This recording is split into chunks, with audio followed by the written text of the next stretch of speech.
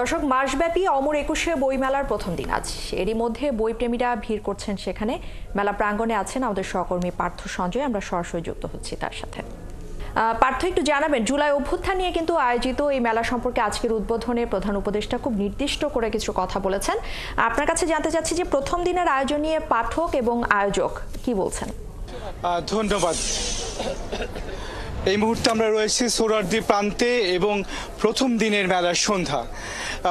মেলা আসলে বিকেল থেকেই প্রধান উপদেষ্টা যখন উদ্বোধন করছিলেন বাংলা একাডেমি প্রান্তে, তখনই এই প্রান্তটি আসলে খুলে দেওয়া হয়েছিল এবং যেটি গেল কয়েক বছর ধরে আমরা আসলে সেটি আসলে দেখিনি।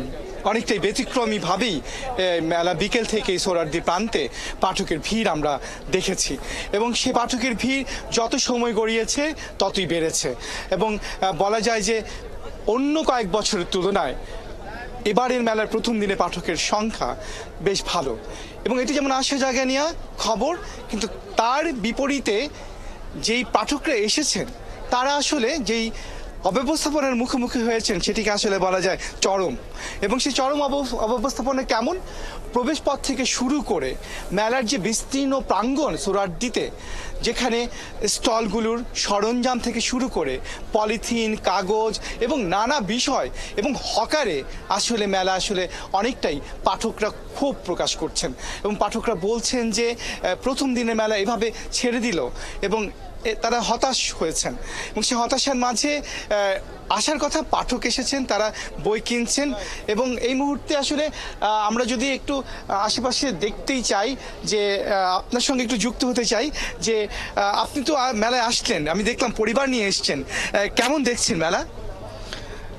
Thank you. আমি যা দেখলাম যে আজকে যে মেলা উদ্বোধন হলো কিছুটা অগোছালো, যেটা হয়তো ওনারা গুছিয়ে উঠতে পারেন নাই।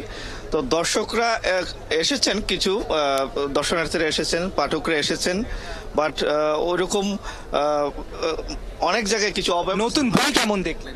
হ্যাঁ, অনেকগুলো মেলায় অনেকগুলো নতুন বই এসেছেন, আমি অনেকগুলো বই দেখেছি। বই এসেছে মোটামুটি সন্তোষজনক, হয়তো আরও আসবে।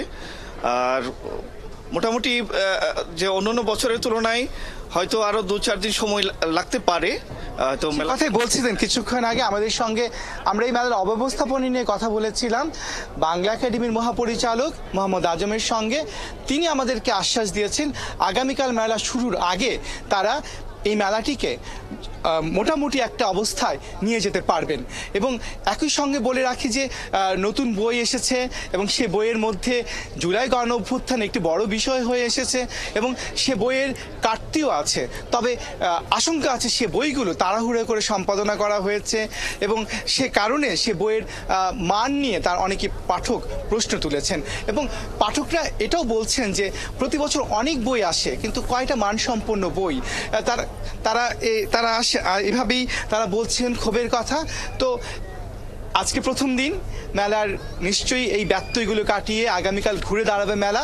নিশ্চয়ই আগামীকাল আবারও সংবাদ সংযোগে ইশরাত আমিন আবারও কথা হবে। পার্থ, অসংখ্য ধন্যবাদ আপনাকে। দর্শক, বইমেলার প্রথম দিনের আয়োজন সম্পর্কে আমাদেরকে জানাচ্ছিলেন সহকর্মী পার্থ সঞ্জয়।